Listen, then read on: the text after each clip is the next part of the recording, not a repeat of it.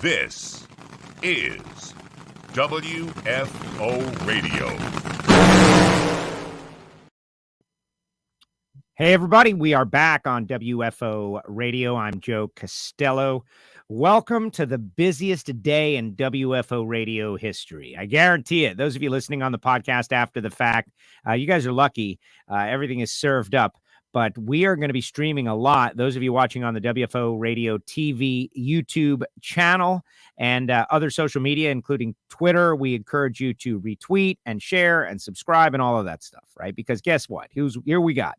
Well, starting us off right now, right here, we're going to have Steve Johnson, who went out there and won race 1 of the Countdown out there at Maple Grove in dominating fashion. There were like 4 or so fast bikes, but Steve outlasted them all, won the race. We're going to speak with Steve in a few minutes. And my audience, I can tell you, is always very excited to hear from Steve. Going way back in the day, Steve Johnson has been coming on WFO since the XM satellite radio days and is always good for a wild and fun interview. And he is the points leader. So it's going to be very interesting to see what Steve has got to say coming up just seconds from now. So fans of Pro Stock Motorcycle, fans of Steve Johnson, those of you who are not fans of Steve Johnson, you're going to want to share this. You want to put it out there so, we can get this thing going, man. Build some excitement about the NHRA Countdown, the playoff system. Now, I want to tell you about the people who make it possible for me to do the show, and I will. But before that, if you didn't hear Billy Torrance yesterday, wow, what a great interview.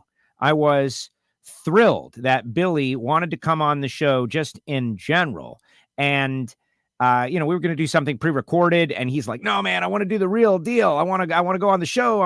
And he had, I don't want to say he had an agenda, but he had a good time. He had some thoughts he gave his thoughts on the Countdown and why he is against it, called it the Loser Appreciation Program. He called a bunch of stuff. If you didn't hear the Billy Torrance interview, I suggest you later on today at some point after we finish with Greg Anderson, who is coming on at 1 o'clock. And Tommy Johnson Jr., who is coming on at 3 o'clock. So keep checking in with WFO all day long. We're going to have ourselves a very fun time. GA 97 wins, 97th heaven. How about that? Brian Loans, great call. And Tommy Johnson Jr., the super sub, puts Matt Hagan in second in the point standings. It's going to be really cool hearing from those guys. Steve Johnson just seconds away, but first let me tell you about Total Seal Piston Rings, the leader in ring seal technology. Matt Hartford having a tech talk in his pit at 1 o'clock on Friday. You want to go? All you need is a ticket to the race, so you're in the pit already. And come on by Lake Speed Jr., who is the lead tribologist over there at Total Seal, and Ed Keebler from Rottler Manufacturing, going to be talking about engine honing and ring seal and how to unlock that hidden horsepower, all kinds of great stuff that, the highest level racers already know. But swing by, come by 1 o'clock. If you're a Lucas Oil Series racer, there's so much to learn, and it doesn't take that long. It was about an hour, all said and done last time. So that'll be 1 o'clock on Friday. We've got a new episode of Hidden Horsepower getting ready to drop. All happening as an exercise to teach and educate about Total Seal piston rings and why they are better and just all the different things that they do for racers out there. TotalSeal.com. Also, samtech.edu, the School of Automotive Machinists and Technology. Start your education at full speed, right? Block, head, CNC programs, motorsport, EFI tuning. Without qualified machinists, does this sport really exist? How about CNC programmers? How about EFI tuners? And so many of the future coming up through Samtech. I love it. Tell them you heard about it on WFO Radio, that we're flying the flag for these guys and love what they do. Love the family down there in Houston, Texas. Marvin Rodak, he is not saving the world, but what he is doing, he is caffeinating a Joe Castello each morning, and I love it. 817-924-6821. Call Marvin if you want to, live better. Hot sauces and spice rubs and not that garbage vacuum-packed coffee you're getting at the grocery store. I'm talking next-level stuff that's so worth it. He's down there in Fort Worth, Texas. He's going to be out there at the Motorplex Stampede of Speed, hanging out, probably end up turning some wrenches on someone's car. But give Marvin a call. Great guy, great person. And, maybe you want a special blend of coffee for you or for your race team. He could put something like that together. Give him a call, 817-924-6821. And then there's our friends Frank and Lana Hawley. Wow. How many of the great drag racers in the world have they educated or exposed or, done the mental thing with classroom instruction? But for you guys, the regular race fans, the casual race fans, like, how do we bring you closer to the sport? Do the Dragster Adventure. Courses start at $399. Is it a lot or is it a little? For a lifetime experience that you'll remember forever, I think it's a bargain at twice the price, honestly. You go drive a dragster. You can bring your sales team. You can set it up for a corporate event. They travel around the country. The Dragster Adventure at frankhawley.com. Check them out. Tell them you heard about it on WFO, which is the case always, right? You guys are trying to spread the word of WFO like all the rest of us. Our great friends at Nitro Fish putting out the 10th anniversary t-shirt, and even our own WFO radio store, which has got some really cool stuff in there. Like when a listener recommends something, we stick it up in the Amazon store, whether it be my Super Breville air fryer or anything else out there. And yes, you can even get some stickers for free if you want to fly the WFO flag. Just send me a self-addressed stamped envelope so I don't have to do any of the busy work like writing addresses, and I'll fire some stickers off to you. All right, enough of this. Well, we can't. There he is. Let's bring him on. He's all the way on the other side of the trailer. Yeah, look at this. We're going to catch him with his pants down. Hey! Steve Johnson. He's way out of there. What's up, Steve? What are you doing? I'm working this is just one section of our 53-foot tractor trailer. I get it. But I have my shirt on display. This is how we're raising fuel money to get to the race. You know, it's. Oh, don't give me that. Don't curse. Okay. So, it's already started off. It's gone sideways with Steve already. Get over here. Look, I put my shirt on backwards so y'all can see what's on the back. It's the quickest Suzuki ever in pro stock. And on one hand, I want to talk quiet about it because there's a lot of big teams out there, and if they get mad, they're going to squish us like a bug. But I do want to try to raise some fuel money. So SteveJohnsonRacing.com you can order a shirt somehow. Okay, and I love the merch. And, but I love the reason you're selling the merch more importantly. Like, that's a big deal, right? Like last year you learned how to win again and run fast and attention to detail. You shared all that with us and it was great. The whole thing with Jock, but this year was even different. The winter interview you did got so many people very excited that you're in the mix and you're running a Suzuki and you thank George and Jackie. And this program I think it's really cool. It's giving new, it's mixing up the whole pro stock motorcycle apple cart. So you've won the first race of the countdown now. That's got to be pretty cool. That sounds cool. Thank you. Yes. So how'd you do it? Well, we really atmospheric conditions are a lot. No matter how much and how hard you work in the shop, dynos, the most fancy machines, the smartest people on the planet, whatever. It's still, you get to the track and you look at the atmospheric conditions, so you may have a forecast of that, but those things really make a difference. And for us, we all know that when you get like a 103 correction factor, like Gainesville 102, and what that is that's a calculated number. For those, everybody probably already knows this, but I believe what it was is in the World War when they were making the airplanes and stuff, they ran perfect on the ground, but then when they went up in the air, they ran like poo-poo, So it's like they come up with a correction factor, and they understood that the air's a lot less oxygen up there. So that same correction factor that was developed in the 40s is basically used today. So we all know when we're at sea level, a normally aspirated engine, like in pro stock and pro stock motorcycle, that's going to run the best when it's close to sea level and there's no water in the air. So that's what you look at. So point being, when we got to Reading, it was super rocket ship fast. People were talking about breaking the record, and I know Vance and Hines is wanting to do that, and Bob and Matt and everybody wants to, everybody racing. So I saw it too, I know Chris McGay, and I can go look at his weather station and get a good tune-up of what's going on. So, but we sucked so bad in qualifying, and I don't know what happened, but I just sucked bad. Yeah, but do it again, right? Because the result was turned out to be victory.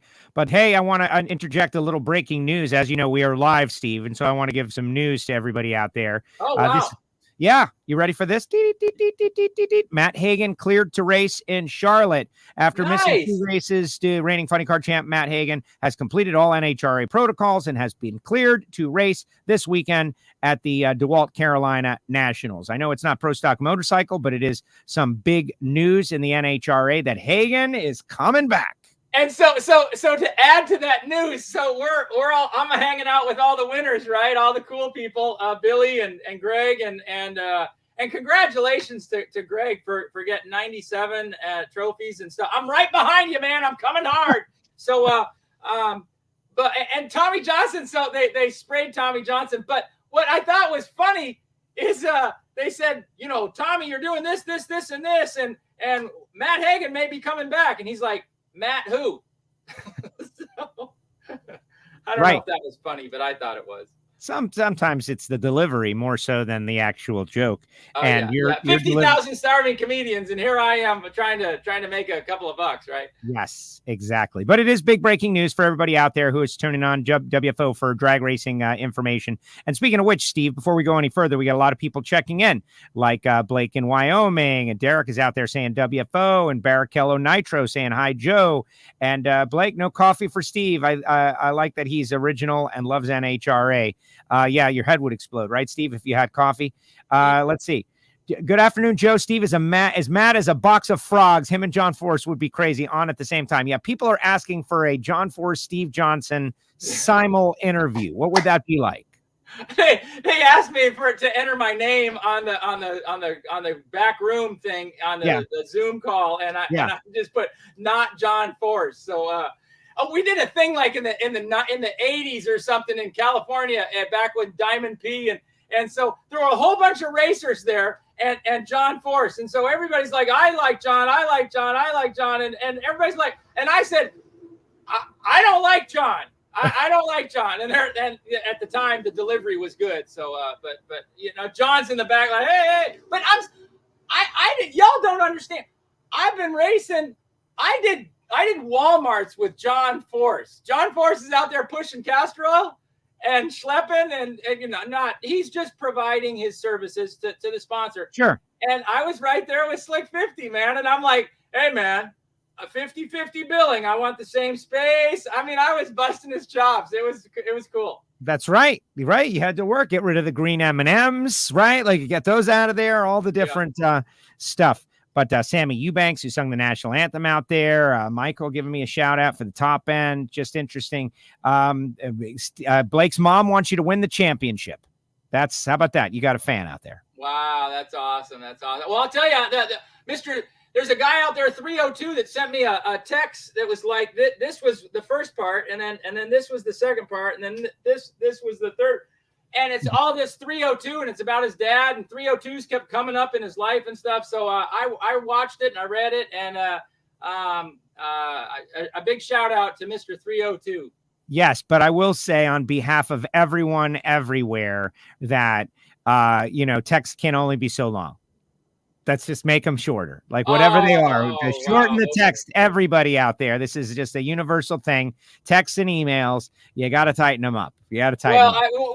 When Lester McGahey was in the hospital with COVID, I was texting Velois, his wife, and some of them got pretty long because I'm just so passionate about that virus and how to deal with it and be ahead of them and try to be ahead of it and protect your immune system. Every one of you, protect your immune system. Do something. Get some vitamin D. Have some vitamin C supplements. Get an oximeter and keep an eye on your oxygen levels and eat some green. My gosh, y'all. You don't have to eat green. Y'all do your pH balance and it's all good. Well, that's because when you don't eat green, your body is screaming for the pH. So it steals the calcium and it steals out of your bones to turn the blood into a pH balanced blood. And if you eat green, you don't lose bone density. So, blah, blah, blah. Don't tell me what to do. It's what? Don't tell me what to do. Oh yeah. Okay. Look, my guy's got he's COVID. He flew on the plane. I got it. No, that's cute. That's very cute. What? Eric, What's with he that? flew first class. Wow. What? I was back at 98R. What's that joke, Steve? The Wally talking to you. What's that? The joke. Like, I get the joke. You've been leaning on it for a while now. You and your buddy Wally having conversations. But, like, where'd you come up with that? It's obviously a bit. Oh, I don't know, but I'll tell you, for y'all that do know Wally Parks, he was the founder of the National Hot Rod Association. And, we had a controversial win, probably the most controversial win ever in 2005 at the U.S. Nationals. And it was with the beam and it didn't catch the front of my wheel. And so, they looked at it on TV and it's like, I don't know what your timer did, but something happened and it was probably my front wheel. And so my point is that whole story unfolded and years, a year later, Wally would see me in the pits and he'd say, "Hey, Steve, what do you think really happened there?" And I'm like, "Wally, I'm lucky because I got to know him. He came over to my pit area when he was going to stop coming to the races and he come over with an entourage and everybody's like, "Who's that old guy?" And I'm like, "Wow, that's so disrespectful." Oh, my gosh. I told them it's Wally Parks. And they're like, "Who?" And I'm like, Jack Beckman would scream at you guys for not knowing your history. Yes, absolutely. He would. And don't forget his Super Comp World Championship. Okay, Barrichello Nitro says hobbyist for the win. And everybody just, giving you love out there. Oh, look at my, I got a hobbyist shirt too. It's like, we all got judged hobbyists. Hey, I think that turned out to be the best thing that ever happened to you. Yeah. It lit a fire under you, and look, it's still burning. Well, damn. Yeah, there's a lot of people, but education, I'm so grateful that I have such a cool team, and I keep preaching this to people, and I know it's corny and stuff, but you can't make decisions on your own. The biggest company in the world has an advisory committee. And so I just love the advisory committee. And it's basically about for young people trying to navigate a career opportunity. And if you get a good career path and you have an advisory committee that excels in that career path and successful people, they can help you navigate. And that's what we did when I sucked so bad on Friday and Saturday. We barely got down the track on the last session. I really felt like we had a good bike. It's just I had this 1,000 pounds on my shoulders because I wasn't running good, and I'm fortunate because Frank Hawley had a drag racing school for pro stock motorcycles, and George Bryce, thank you, taught that, and I went to that, so I have an advantage. Though the people that have not gone to that school cannot fall back on in theory, some fundamentals. And then Larry Dixon, have you heard of Larry Dixon, right? I spoke with Larry at the U.S. Nationals. We had a nice catch-up session for about 3-4 minutes on the starting line. He was great. If y'all have $10,000, he has a top fueler that you can ride in, and it's really, really cool. But he's, he could come back in a second. He's got a car and stuff like that. So I'd love to find a sponsor for both of us. But, one of his coolest tips that he told me was go find a video of you racing and cutting a good light and going straight down the track. And I thought that was really brilliant. I've got a phone, but there's not many of those videos in here. Right. Well, you got to have somebody doing it. Now everyone's all right. Let's get into the round by round because then we can have a little fun with this as we get ready for Charlotte. But people excited about Matt Hagan being back. That was just a little bit of good news. Good for Matt. Yeah, super excited for any one of ours. And I agree with what you said about, try to stay healthy, everybody. I think that's very important. But all right, let's go with first round. You had to go up against Jimmy Underdahl. And that's got to be a little tough because, when you went an 82, he went a 701. So we're talking 0.2 of a second, but you don't want to when did you realize you had a really fast bike, right? Like you talked about qualifying being tough. You qualified 5th. Angel was fast. Matt was fast. Eddie was fast. You were 5th, but when you made some tweaks, you picked up the performance. So in a round like round 1, you don't want to give it away. Is that why you had a 67 reaction time? Well, I'm still struggling with my lights, but I definitely didn't try to push anything. I tried to go through the fundamentals and I got what I got. I wasn't proud of it. Put it that way. I'd rather have a 20 every round, and that's what I'm working towards. And I think I'm gaining on that. But I wasn't proud of that. But and I actually, until you just said something, I didn't know what he ran. So I know the smart racers look at their competition and stuff, but my bandwidth, the bandwidth is really, it's a small. And so every moment I'm in this trailer, this is just one section of the trailer. There's another 70, 80 feet, and there's a machine shop. There's a technology center, everything, It's like one of those Formula One giant mega buildings that comes it's like a just like Vance and Hines and Matt Smith. Yeah, it's just like those guys. Huge. Barrichello Nitro says, by the way, Steve, it's me. I'm not a guy. Yeah, he's a 302. He's Mr. 302. Yeah, except it's a she. Oh my gosh. Oh, I'm so sorry. Barrichello. That's what she says. But okay, let's get to the second round where you go up against Scotty. Scotty, one of the Matt Smith bikes, and Scotty and Sue's great people, but he can bring it on the starting line. Oh yeah. Did you know, like, oh man, I got to ramp it up because you're 13, he's 009. He didn't get down the racetrack, but you uncorked the 78.8 at 197. Hey, that speed is going up there too, Steve. You're finding out how to drive the big end too. But you brought it on the starting line, and it paid off. Yeah, Scotty is. I'm learning a lot about the competitors. Scotty will say, "Good run," and I'm like,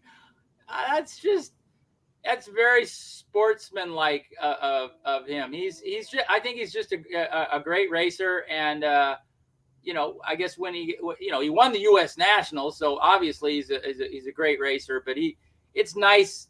It doesn't seem like he's got this vindictive. He doesn't hate somebody. At least it doesn't seem like that. So he's so good for our sport. He's a successful business guy.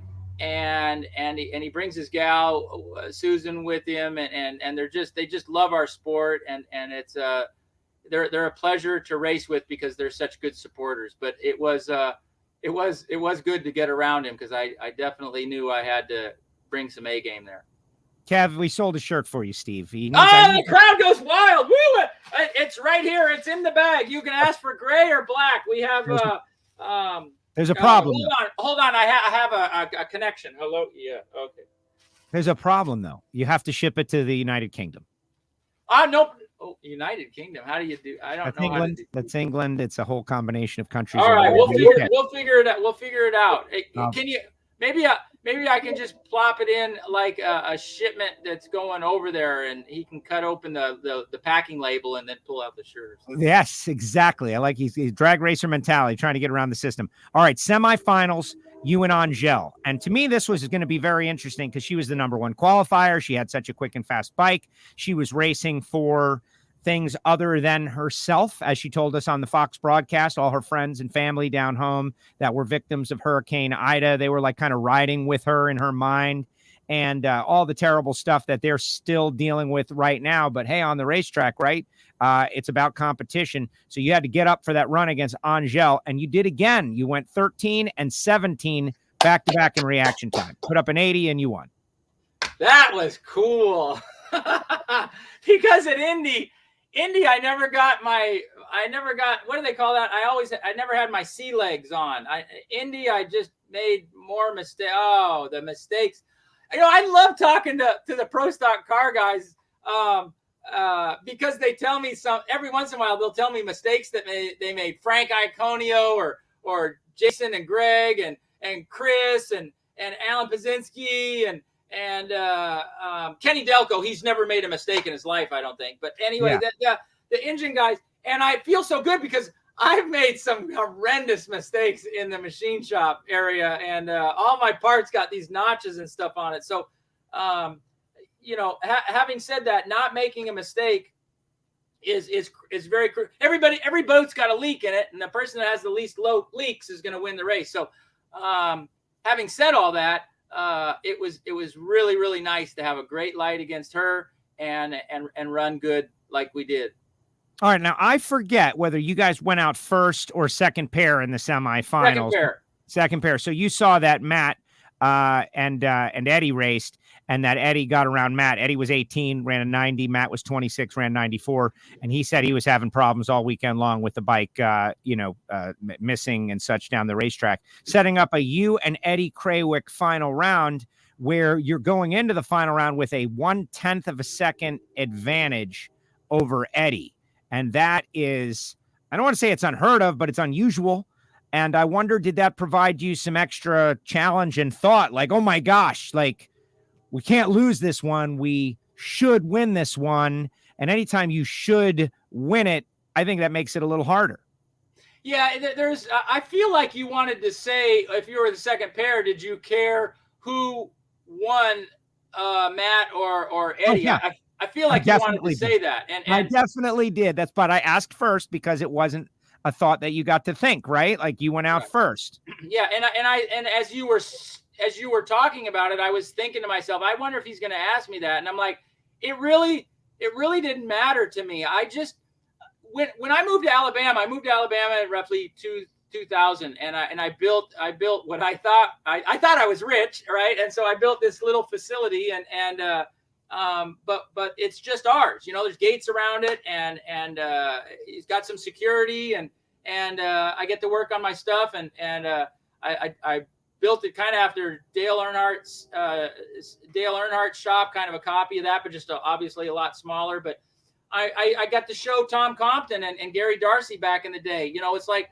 I told them everybody had shops like this. They came over and they looked at it, and I'm like, people got to understand that you can't just race at this level and just do it at your house or behind a barn or something like that. I mean, you need resources. So having said that, I didn't really care who won. I didn't care if it was Eddie or Matt. They're both 90,000 time world champions. Matt's won 4. I think Eddie's won probably 5 or 6. And it's like, God, it's like cotton candy to those guys. So, but my point in talking about Alabama is what they talk about here in football is if you have a process and you know that that's the best that you can be, if everybody follows the process, then the results are going to be the desired functionality. It's the process will drive a results, and the result is to win the race. So that's what we wanted. So you stuck to the strategy regardless. I stuck to the strategy. It didn't matter who was in the other lane. It's like golf, It's like that. Only your competitor can mess you up if you allow them, but that's it. Right. Well, yeah, I can mess myself up in golf. Final round, you and Eddie, and you left together. Nobody was great, and that makes sense on your side. Eddie, I guess he didn't want to go red either, right? Like, oh man, I don't want to go red to Steve, but he was 64. You were 78. Nobody was good, but you ran a 77.5 and on Cork Day, mega run. And that was like low ET of race day for you in the final. The bike looked just straight and true. Not a lot of wasted motion, 196 miles per hour. And the wind light comes on and you won the race. Tell me about that moment where you win the race. And it's race 1 of the countdown. You're taking over the points lead. You've got all this extra stuff going on. Like, that's pretty awesome. He passed out. He was saying that 77. We kind of feel like when we look at, there's a correction factor that we talked about, and then Race Pack, there's a computer on our motorcycle that monitors all the rear wheel speed and clutch slippage and engine RPM, all these things. And there's a correction factor in there, so you can take your best run, and at whatever atmosphere that was, it will correct back to 0. So, to save an example or to share an example, if you run 7 flat in Denver, a mile in the air, it will correct you back to sea level, and your 7 flat might be, a 665 at sea level. So, having said that, you can take any run at any race and plug it into that formula, and it's not quite right. There's a lot of things that don't factor in there, but it can give you an idea. So what I'm saying is when I take the 775 and enter it in the computer, it's not as good as our run in Charlotte in May when we win a 772 with a 9. So the 772 with the 9 had better weather, and we had worse weather and went a 775. So you can correct both runs back to 0, and the run that we just made against Eddie corrects worse. So if you're still following me, when you take Matt's runs and you take Eddie's runs and Andrew's runs and Angel's runs and you know, all the people, Ron Tornow, he did a fantastic job. And Kelly Klontz, I mean, she had her accident and she's kicking butt right now. She's just got to get a little bit more stability under her. And just everybody, Angie's doing, all these people, when you take those runs and you factor it into the same thing, they all missed it, is what the math says, not just my opinion. It's just what the math says. So when they said, oh, you had this big advantage, it seems like they all just missed the tune-up. We just ran the same. We didn't run as good as we did in Charlotte in May, but everybody else had really fallen off somehow, and I don't know why. Does that make sense? It does make sense. It does. Well, this is like a little bit of the dark art of tuning with correction factor. And, you know, this is possible here, but this is not possible here. This is only possible. And I like talking about that. It's pretty interesting. You also brought up something. And so you won the race. You come around the corner. I was there to see you. I gave you the wrap sign. I'm sorry, but I had to make sure that you didn't go on a long Steve Johnson tangent. But you did mention something about being a rider or a driver at some point. What inspired that? Oh, I love our class. I love this sanction body. We got a new air conditioner. This air conditioner is pretty old. I got a new air conditioner, and we get a special discount from Camping World. So and Marcus sent a note to me. It's like, wow, that's cool. You know, what? Marcus communicated with you? Well, through Twitter. You know, okay. That's big. The PR agency that I have, they contacted me from their London office, and yes, they went into this situation. Yeah, I know. So we have to pay that bill. Yeah, I know. So what I'm really saying with that is I want to let people understand the girls that race in our class, the guys that race in our class, Jimmy Underdahl and Gianna, my gosh, she had an accident and she came back. She's riding so good right now, you know, and so all of this diversity, I'm trying to show that you just don't get on a pro stock motorcycle and ride it. That's what you do when you go to the Suzuki dealership and you get a brand new Hayabusa. You ride it. And the best deal is, and you already know the answer, what is the cowboy doing when he sits on top of the bull, and as they pull the door open and that bull comes out, what in one word is that rodeo cowboy doing in your eyes? Riding. Exactly. He's riding. I hope Larry Dixon is listening. Because he's got no control over the bull. Like, ultimately, the bull is in control, and he's kind of exactly. Love you. Thank you. I hope the world is hearing this.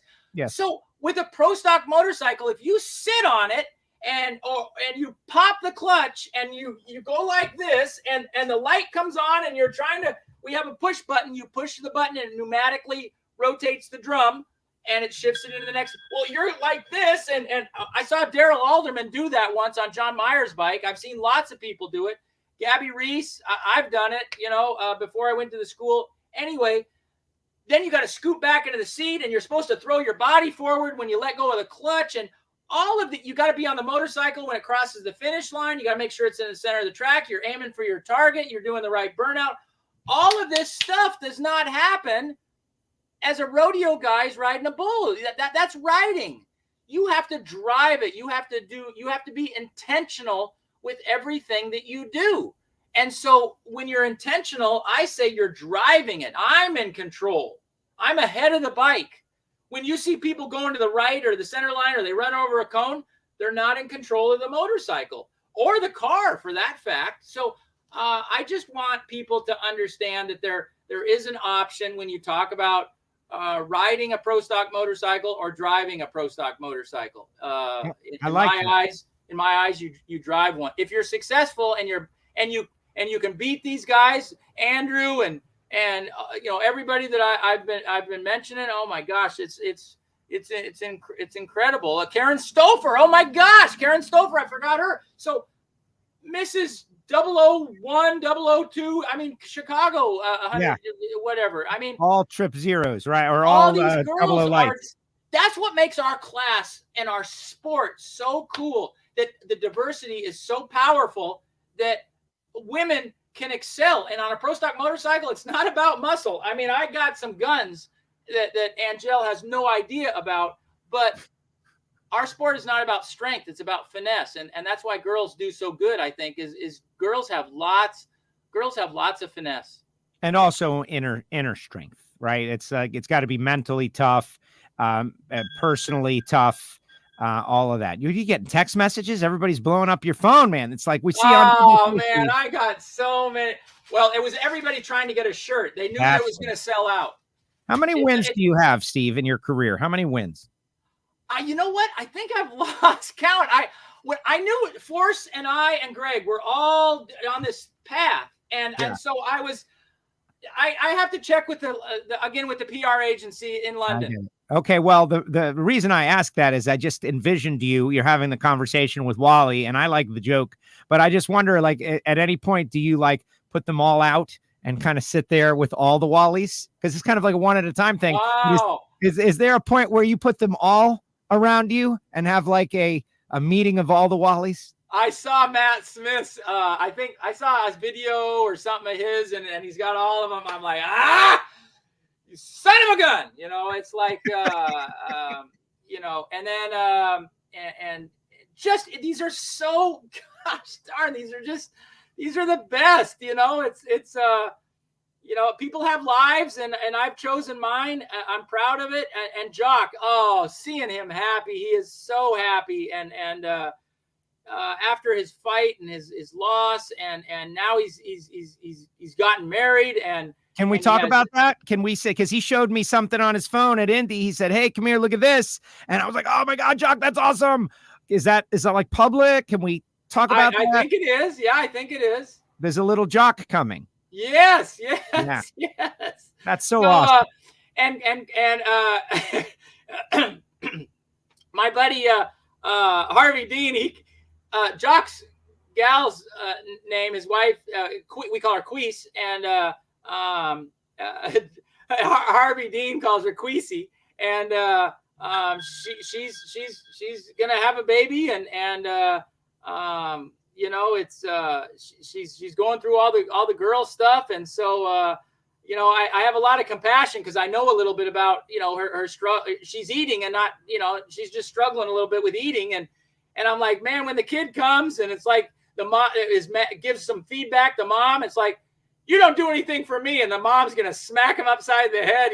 Have you got any idea what I went through to birth you, you son of a gun? But yeah, Jock's happiness is it comes in strange forms, and these things provide a lot of it. I can't wait to get the money. Our parts in our engines are cycling out a lot faster now because we make more runs, and I'm like, oh no, I got valves, $2,500 for. There's 16 titanium valves in our engine, so the fuel guys, I know they buy them, and they have expensive stuff, but it's. Wait a second.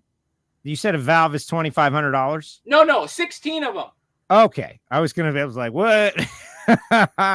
16 valves, but I get it. Yeah, I got them from Greg Anderson. I got them from Greg Anderson. It's some special material that they don't allow anybody to use anymore. Unobtainium, exactly. It comes from Mars, exactly. But there is, I still want to remember, you drive a pro stock motorcycle. I want everybody to at least consider that. It's a great topic at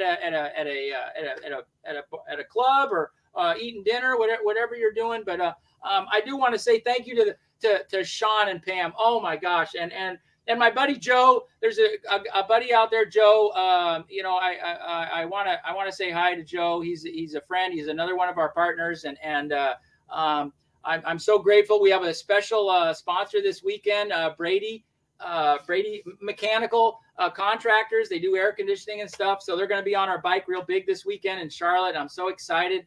Robin, hello! I got you out there, Robin and Kenny. So and just all the things that are going on. We have really some neat partners and resources right now. What was up with that SpaceX thing? That SpaceX was an accident. It was a miscommunication with Joe and myself. He has a relationship with SpaceX. Yeah. But I don't believe he has a relationship deep enough to be able to promote it. He's very passionate about SpaceX. He's very passionate about the software and what that company is going to provide our society.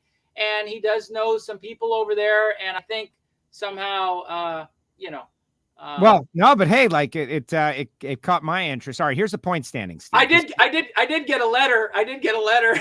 Oh, really? Like a cease and desist letter? I didn't say that. I just said I got a letter. All right. I'm just what I know. I was just trying to get some money for us, man. It's yes, like you exactly. cost a lot. Well, it raised the profile. All right, so you're the points leader, Steve, by 12 over a guy named Matt Smith, by 36 over Eddie Krawick, by 59 over Angel, by 70 over Scotty. And so think about that. 5 drivers within 100 points. It could go any way. Angie's 106 back. Karen's 113 back. Flying Ryan 118 back. Gladstone's 122 back. Corey Reed's 122 back. Andrew's in the championship as well, 138 back. But that's a long road. You guys are running all the races but St. Louis. You're going back to Bristol, but let's talk to, or you're going to Bristol. Let's talk Charlotte, though. This weekend, ZMAX Dragway, the Bellagio of Drag Strips, the DeWalt Carolina Nationals. If memory serves me right, didn't you win the last time we went to Charlotte for 4 wide? Oh my gosh, that was so cool. We went around the turn, and this is really, really cool, I think. Okay, I don't know about your fans or anything, but or your listeners or something like that. But so the first time we won the first race there, the inaugural one, and the lights on the wall, you don't see those. If you don't see those lights, you don't know who won, right? So I couldn't see it, and I looked up at Scotty, at the camera guy, back in whatever year that was, 2008, and he was nodding his head, and I'm like, oh yes, I won. So I couldn't see the win light on the wall. I did in Reading, but I couldn't see it, and so anyway. I don't know who won, and it was Matt, and Matt was next to me, and then Karen, and then Joey Gladstone, and I didn't mention Joey and Corey, and my God, they are diamonds in the rough. They have the really awesome motorcycles, and they're both phenomenal racers, and they're definitely going to have their shine too. But all this stuff was going on, and there's 4 people, and the blinking light and flashing. Anyway, so to the story that I'm telling you is. We go through the finish line. I don't know who won. I don't see my light. I don't see the blinking thing. And I guess now if it's anyway, I look up at the camera guy. He's smiling, and I see him going yes, and I'm like, all right. I make the turn, and I hear Matt under his helmet, and I think I heard him say, "Wow, Steve, you are one hell of a badass racer. I'm so impressed. I wish I could be like you." Wow. No, that's not what he said. No. Oh, I was going to say. That's not what he said. Not what he said. He said something like, "Oh, okay, you finally got one," or something like that. It wasn't mean. It was still pointed, but I thought he said, "Man, Steve." I heard him say is, "Wow, you're doing such a good job, and I really think that you guys work so good, and I'd love to take you to dinner and fly with you sometime so we can chat." All right, that's what I heard him say. That's what I think I heard. It was my opinion. You got the helmet. He's got a helmet. Yeah, it could have lost a little with the speed. The speed in the air going in between the voice signals. It's a thing that you have to use a correction factor for to kind of understand it. I'm pretty confident that Matt and Angie are out there watching right now. Like, I'm not certain, but I'm pretty confident because they're big supporters of the show, and I love having them on. And so what I like is that you guys and gals in Pro Stock Motorcycle are not afraid to like really work each other over with commentary, but it never turns ugly, Steve. Like, I've never seen anyone get like really angry, ugly, mean-spirited, physical. It seems like, why is it? Because it's part of the motorcycle culture or something? Trash talking each other. In all fairness, there has been some ruffled feathers, and it has gotten tough. And I think the culture of the National Hot Rod Association, we all know we have rules, and you don't want to get in a fight and knock somebody out. Cruz and JR had some deal going on and stuff. But I think NASCAR had a fight, and it put them on the map. They say, back with the Daytona 500. But I think still, I think there's a certain amount of respect, and not to be corny, but John Force John Force talks about the people, and I mean, I love our class, and I'm fortunate that the sanction body has us there. I mean, the motorcycle community is a little bit of a stepchild. We started off. I mean, they didn't even have a trophy for Terry Vance that won the first time. And I mean, motorcycle people are great people too. Terry Vance gave $1 million to the National Hot Rod Association to help them and to help careers. And so $1 million to Doug Herbert less than a year before that.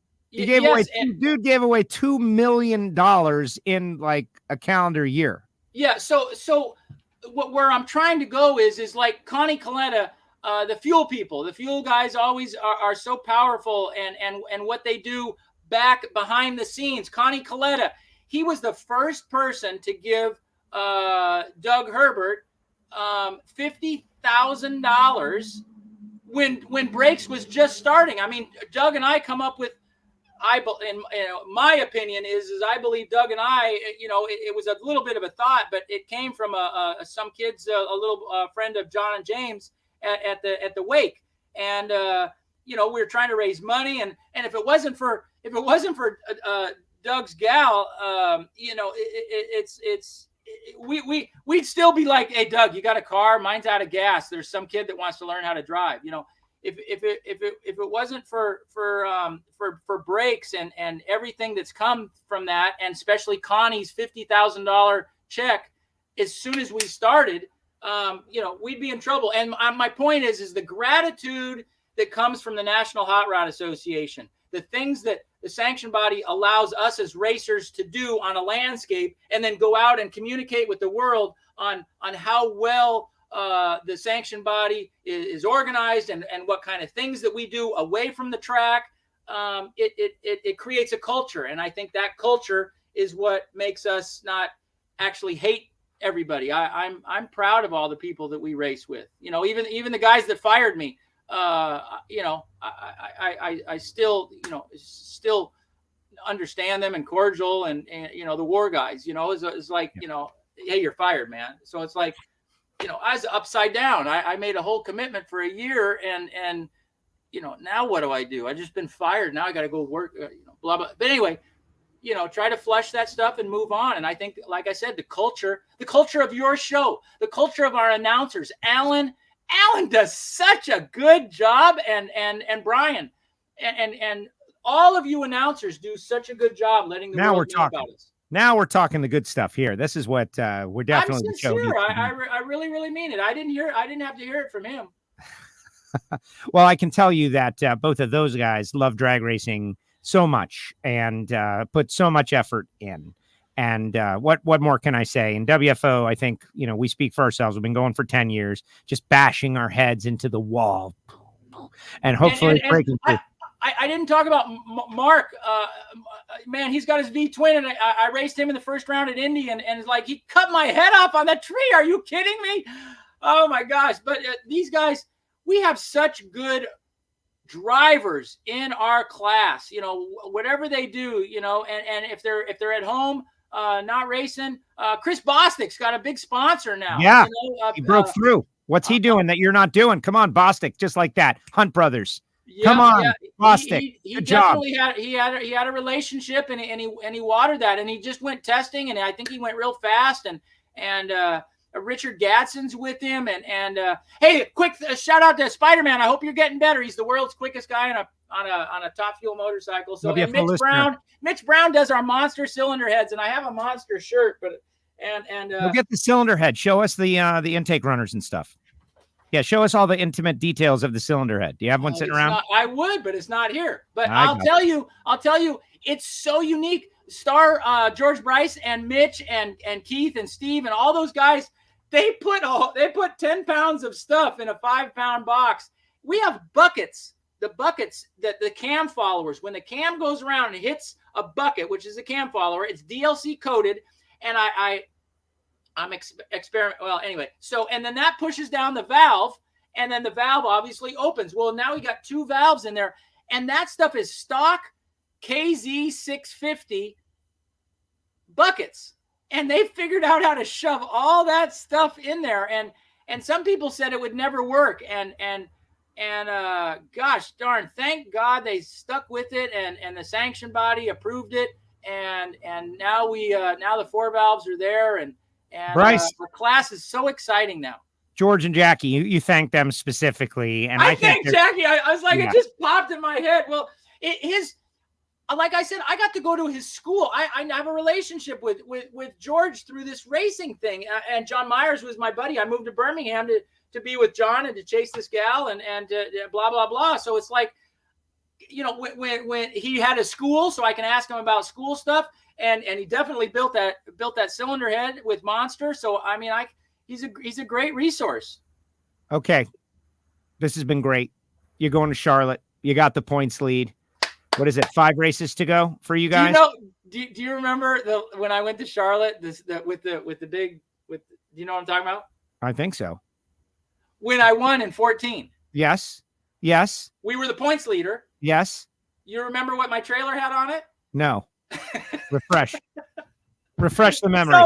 So y'all, it wasn't disrespectful. I was just having fun. So we won the first race. So we're the points leader. So I get a 13-foot tall number 1, and I put it on the back of my trailer. I strip everything off it, and I put a big 13-foot number 1. It says we're number 1, and we pull into Z-Max, and we are king of swing. And there's a spot, they spray paint with a rattle can your name, and I was the front name, and everybody's gonna see me, and I'm number 1, and the greatest thing, and then get out of our way, we're going to kill it, and we DNQ for the race.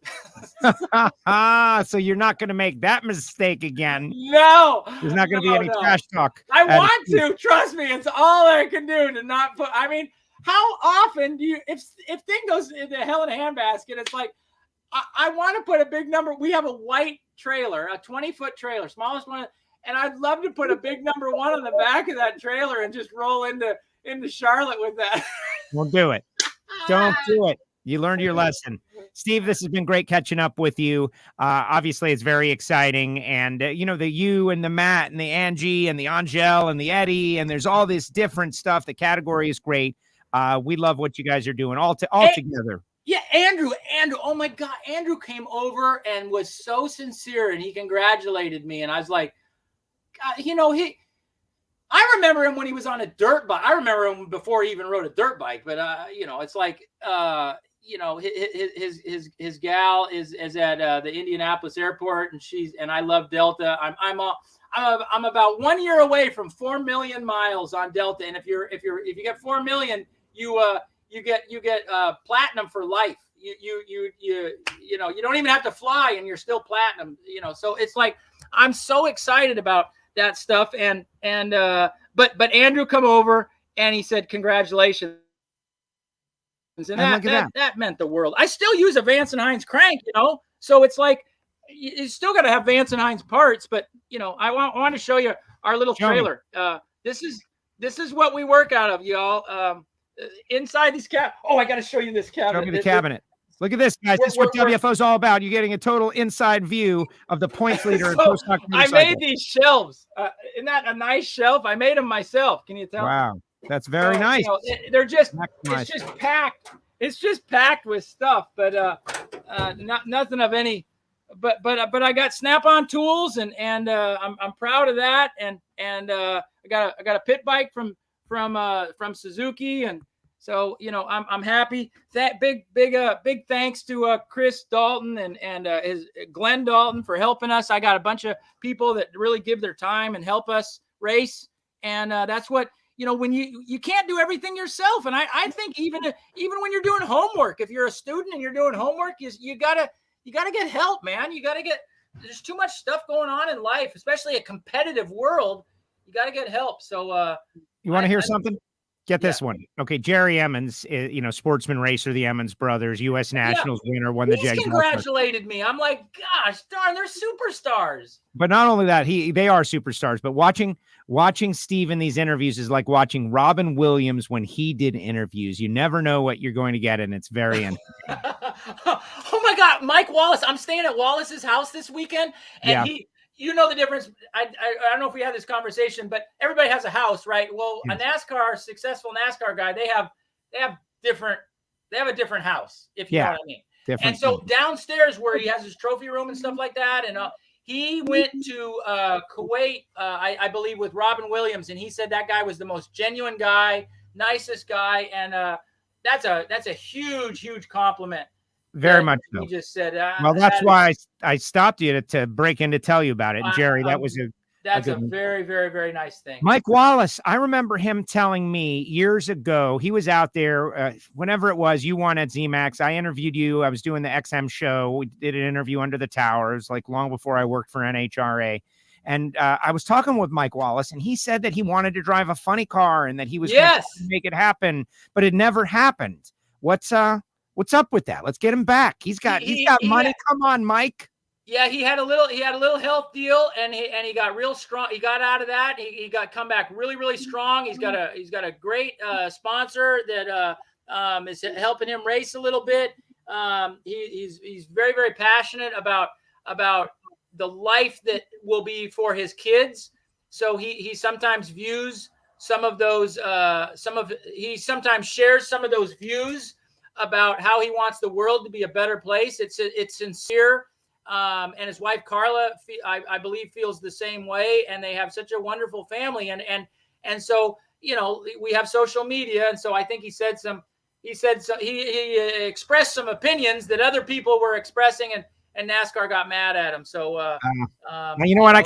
That's sparking a memory. I don't recall exactly. He's in a little transitional period, but anyway, he's loved. He's very valued. He's a good friend. He's a great friend of ours. He coming to the race. Literally, he gives Jock and me the keys to his house, him and Carla. They leave, they go to a race, they go whatever, and Jock and I got the whole place. We had a pay-per-view fight with the Mayweather and stuff whenever that was a while ago. I charged people. He comes back on Monday and he says, "What's all the cash on the table?" And I'm like, "That's only your split." You took the house. You charged people. You ordered the fight. Hell yeah! I got a small trailer. I need to buy shoes, man. I like it. All right. Hey, and this person keeps putting this up. I just want to give him the credit. Roseanne Kanan Smallwood says that you came to her garage in Little Leavenworth, Kansas. So Steve Johnson ended up in Leavenworth. Oh, what's her last name? Smallwood. Oh, wow. All right. Oh, I think I remember.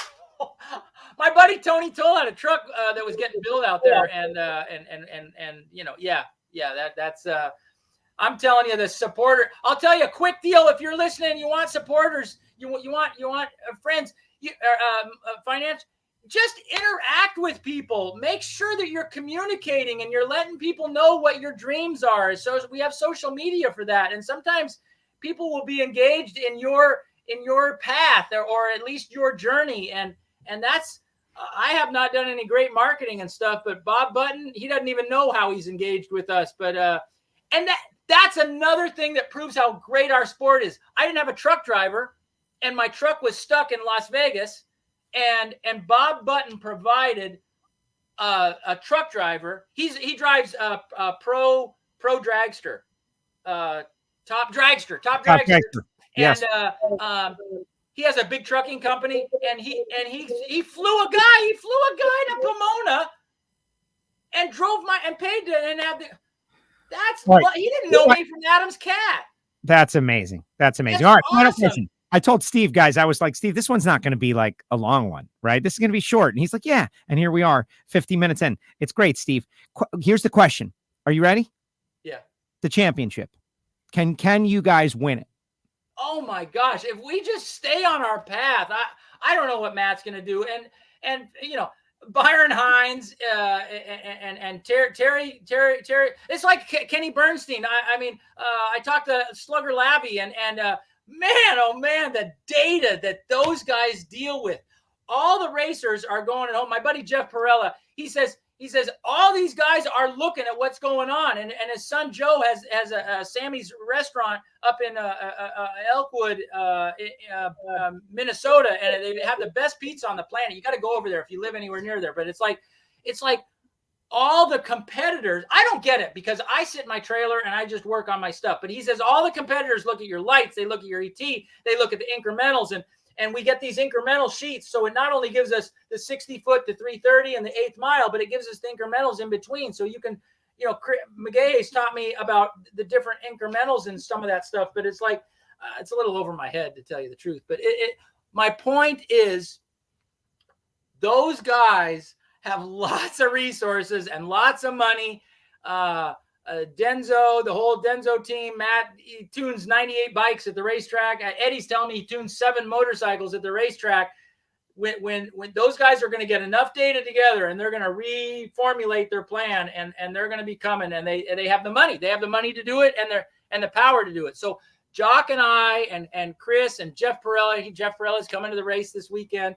And I got my buddy Glenn and Chris. Chris is coming, and I forget who else is coming. And my buddy Tommy Fox. Oh my God, Tom.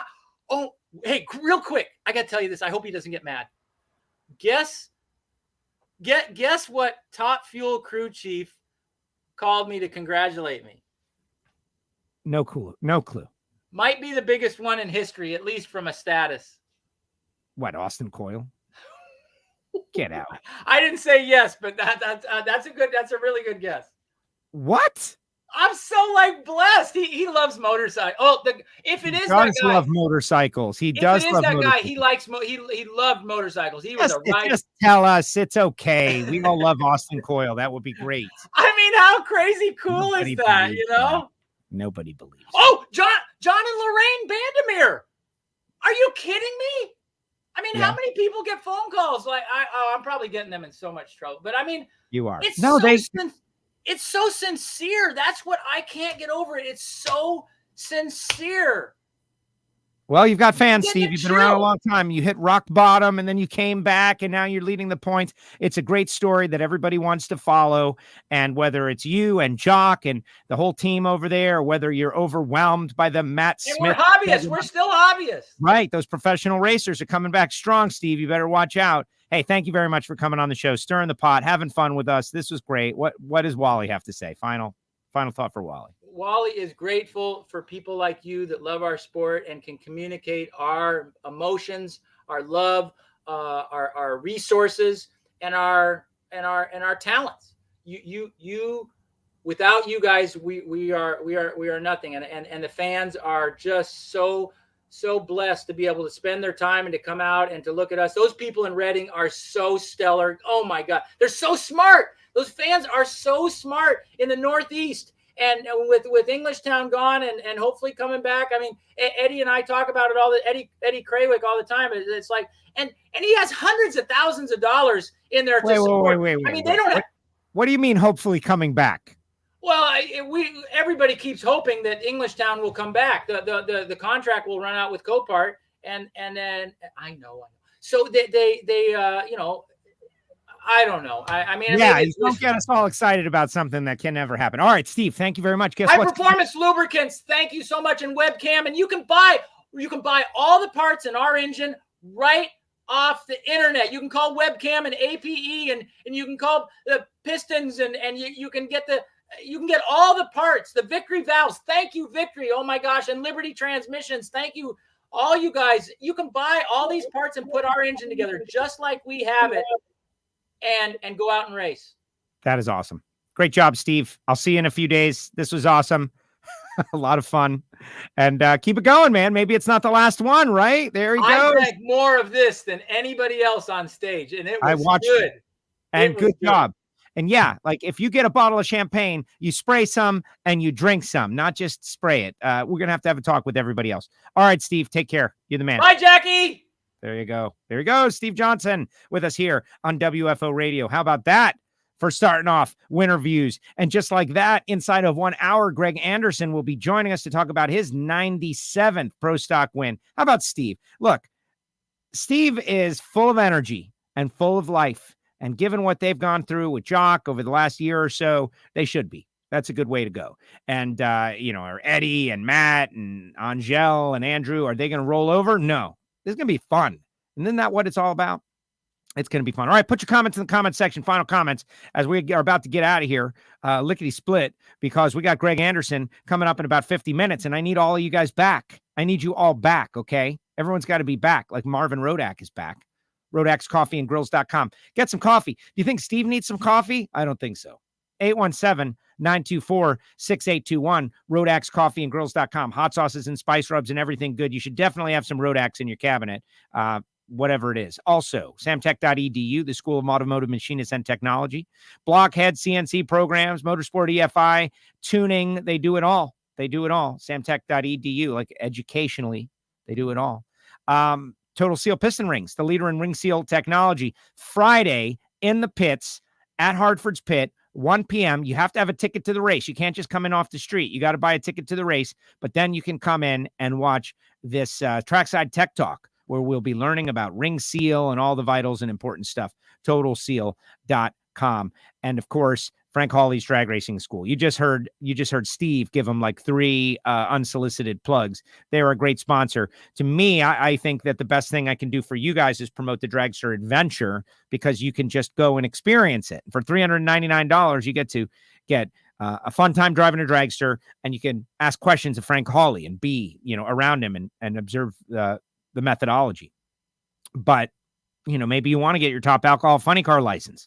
Who knows? That's up to you. Our great friends at Nitrofish, the WFO Radio store, and WFO stickers are available. If you want some, you just send me a self-addressed stamped envelope and I send them back. Simple as that. All that address is up on the website. How about Steve Johnson? That was something. It was something. All right, final comments in the comment section, and then we are going to get out of here. In fact, I'm going to start the music right now, because there can't possibly be that many comments. Not after Steve, right? Here's one. See you next time. He's saying there. Monica, yowzes. What an interview. I'm exhausted from his energy.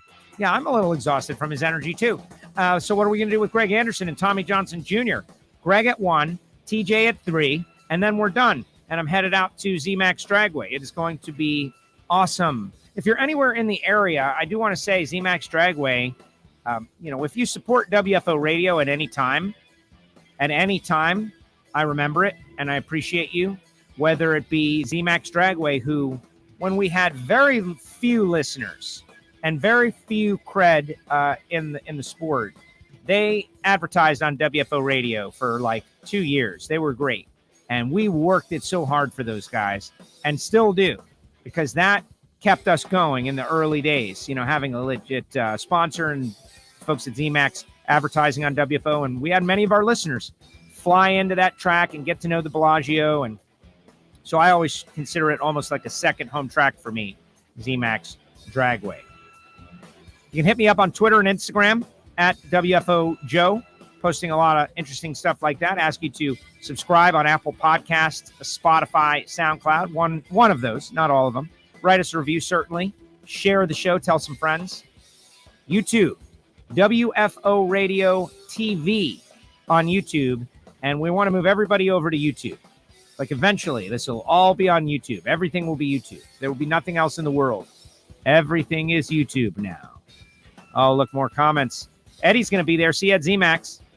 Thanks for the Steve energy. Now I can go mow my lawn. Get back for Greg Anderson. Mark Caruso, what's up, Mark? Right? Cammie got her pro stock license. Man, good things happening out there in the world of the NHRA, drag racing in general. All right, folks, we'll be back at 1 o'clock Eastern time. Mr. 97 career wins, Greg Anderson. See you then.